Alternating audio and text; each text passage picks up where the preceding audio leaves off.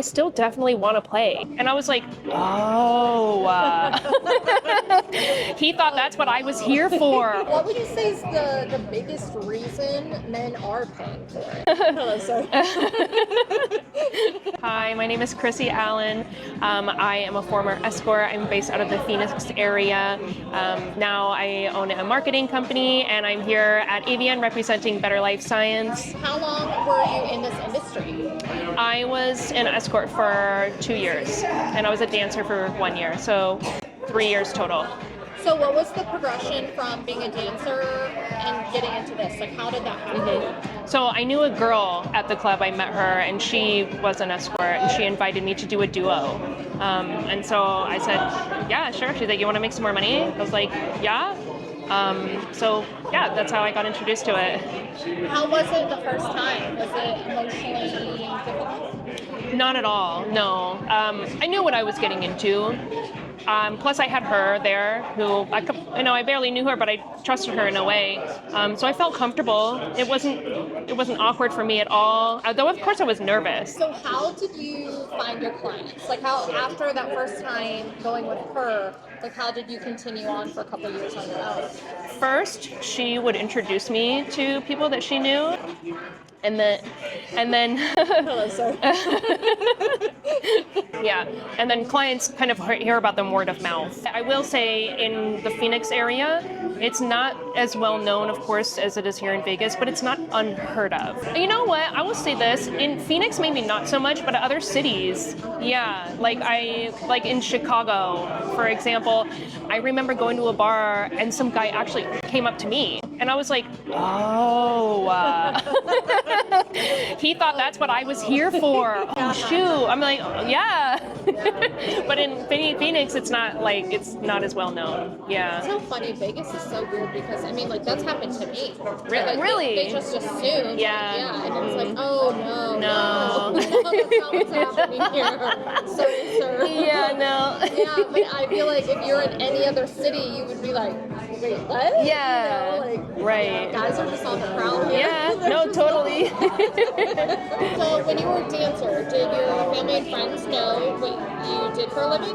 No, they did not. That was a secret. So Yeah. did you eventually tell them about your line of work? I did, yeah. It had been when I was an Escort at that point, and I was done dancing for the most part.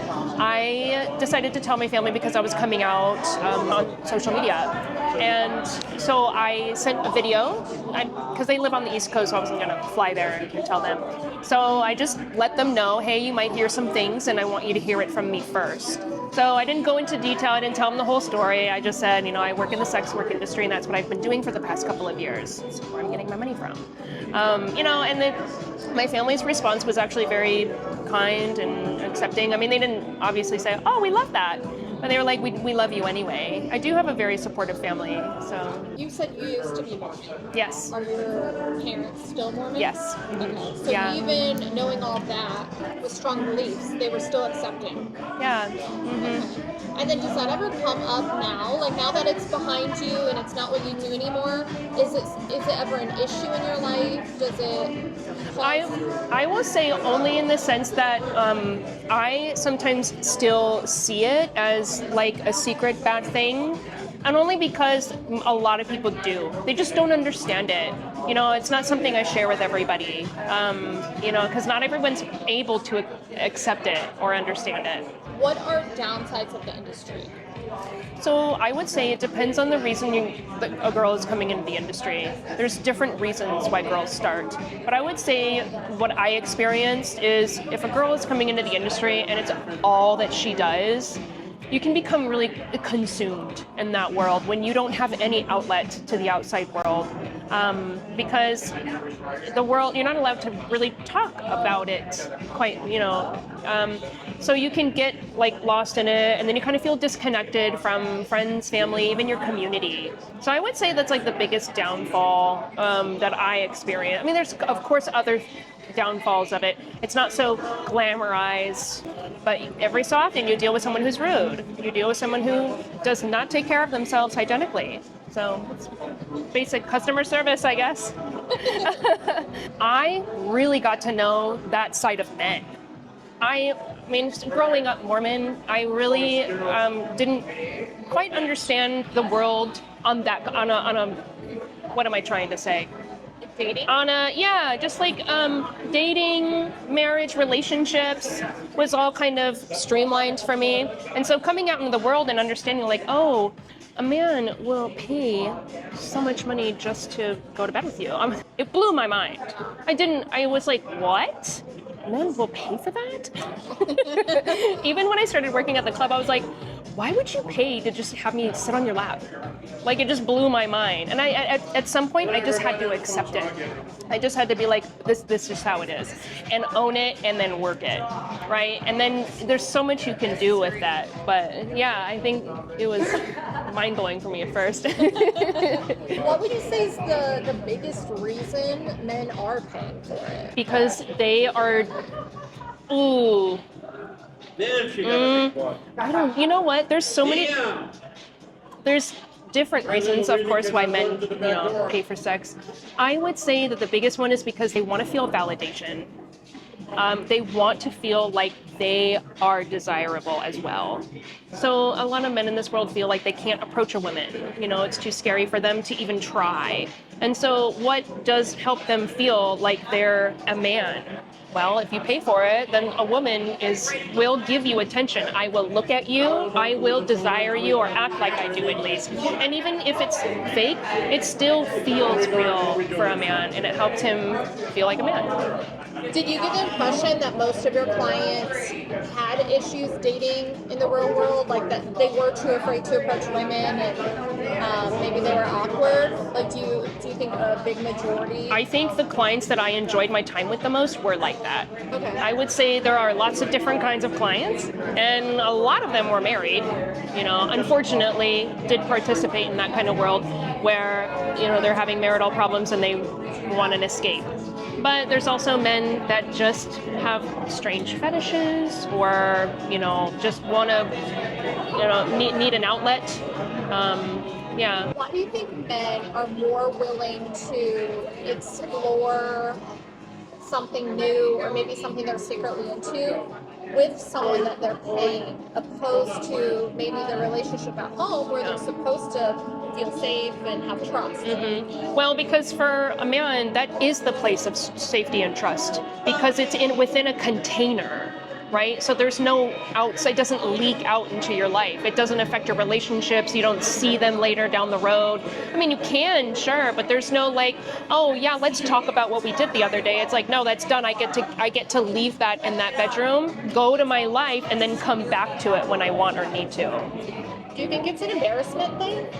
No, not at all. No. It's not an embarrassment thing. It's more like, I don't know how to marry these two worlds together. Maybe for some it is, but I would say for the majority, it's more of just like, I don't know how to handle it. It's honestly mostly men that don't know how to express what they really want and are too afraid of the rejection that they're going to get back. Did you ever find, like, would you say, I know everyone was different, like every interaction was different, but as a whole, would you say that you had extreme clients that maybe, not saying that they made you feel uncomfortable, but it was maybe like along the lines of rough or just extreme? Or would you say a lot of it was just more like normal, like a girlfriend experience? I would say most of it, the guys were nervous. Really? Okay. Yes. Yeah, they were nervous. Yeah, no, on it, I think it was, I guess, like validating for me in that way, which made me feel good. It made me feel empowered and like I had control of the situation. In my experience with dating, I felt like I was on that other side of like, oh, is this okay? Like, I don't know. Like I came into relationships and dating more from an insecure anxiety place. And so this for me was like, I get to experience it on the other side. I'm the one in control. I'm the one who gets to tell you yes or no, what the rules are.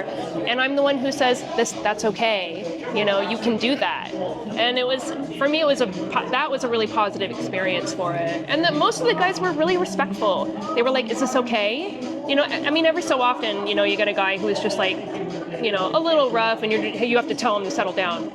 But that almost never happened. Did you ever have any drama with clients, or maybe like their significant others finding out and contacting you? Like, was there ever drama? No, I never had that. I will say I had a couple clients who were starting to develop feelings for me, and so I had to cut them off. It just was not going to work out. I would say the biggest drama that I had in this industry was actually my relationship outside of work. Yeah, so I dated somebody, while I was doing it, and then decided to quit, who then became my stalker, raging stalker, so much that I got the police involved. Yeah, that was probably the biggest drama. It was not even at work. It was outside of it. Yeah. Yeah. So did you ever get in trouble because of your work, or were you just always able to kind of stay under the radar? I never got in trouble. In fact, the police knew what I did. They knew all about what I did. And because they were like, I was, reporting my ex to the police. I had police reports. So they knew, and they were like, you know what? We know what you do isn't causing harm to society, so we're not going to pay attention to it. Yeah. Did you ever run into clients like out in public? No. Really? Yeah, I know. Oh, that would be so interesting. I'm trying to think. No, but I have an Instagram page. It's Midnight Desert Dancer on Instagram, and so I'd have clients would chat with me on there every so often, but that's about it. And sometimes they would find my personal account too. Some of them I didn't care. I was like, yeah, it's fine, no one. Some of them I was like, block. Yeah. What if one of your old clients reached out to you or like, hey? It would really depend on who it was, but I actually do keep in touch with some of them. Like I have one particular client who we became like friends, and we still communicate to this day. And another one who I actually went out with a couple of weeks ago because I was like, oh, you know what? I think I kind of like you. I haven't done it in over 2.5 years, so it's been a while. But yeah, I would be open to it. But like I said, it depends. So if someone were to reach out and want to meet up again for work, I would say no. Yeah. Coming from that industry, do you think that is affecting choices you make now? So I met you today at AVN as the STD hero. Yeah. And so obviously that's like still within the same industry, but it's like a different side in education and protection and you know what I mean, like safety. Yep. Do you think wanting to be involved in that for work is because of your past? Absolutely. And actually, this is kind of like my way of coming back into the industry without getting back into it. I love it. So I have a marketing business now. I do web design and marketing. So I did a website for Better Life Science, and they said, well, we do STD testing. I'm like, oh, yeah. They're like, we're going to be at AVN in Vegas. And I was like, oh yeah, you're going to be at AVN in Vegas. I'm like, maybe I should come. Yeah, so I signed up as an affiliate with them, and now I'm here representing. And I have friends, in the industry still, and it's actually better for me now because I know I'm familiar with the industry. I know how to talk to people and artists and clients as well. So yeah. What is testing like when you're doing it on your own? Like even if you're working with like an agency or a service, do they require that you get tested? No, not to my knowledge at least. I mean, there's all sorts of different agencies and stuff, but it's really all on your own. Yeah, especially because they don't want that kind of involvement, especially within what I was doing. Now, porn, I don't know. I know that there are agencies that do it, offer their girls. Yeah. What was your personal schedule on that, or like what was your routine? Yep. So I went to local labs. I did it. I asked my doctor to give me a referral, and then I would go to the lab. I would do it every few months. But no, now that I know about this, actually, I would do it an at-home test because part of the problem when you're doing something like what I was doing is you're concerned about your privacy. With it being discreet. And Better Life Science, STD Hero is completely discreet from, shipping to the HIPAA portal. It's not, in the hands of doctors and medical centers. It's straight with the lab. Is it just like a medical website, or are they only doing the STD test? They are a medical lab, so they do multiple kinds of tests. So they do allergy tests, food and pet allergies. They do Lyme disease tests, but they do have a whole range of panels of STD tests. Yeah, there's sexual relationships in every industry. You can't tell me that the top real estates in the world have never slept for a sale, right? Okay, yeah, let's just say it out there. But in this way, it's organized, it's structured, and there's a safety element to it. Look at my story. I was never hurt by any client. I never felt unsafe during a session. I felt, at times pressured or like, hey, maybe don't do that. But I never felt unsafe. The most unsafe I ever felt in this industry was dating on the outside while I was doing it. That was the most dangerous thing I did. You're really lucky. Yeah. Like, very lucky that you didn't experience that. So, although I feel like you didn't see the worst of it, and you were safe, from what you saw, what is the biggest downside of the industry? Like, would you say, although you didn't experience it, do you think safety is part of it, or do you think it's more like the drugs and alcohol? Yeah, I would say, well, that's the drugs and the alcohol came from the dancing, the strip club, the party, and that's like where it started for me. And then the escorting kind of just fueled that.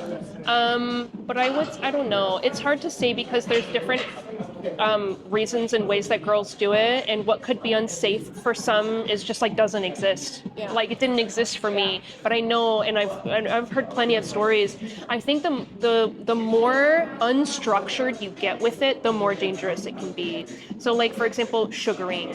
Sugaring is more of a loose relationship where the lines are much blurred. For me, the line was very clear.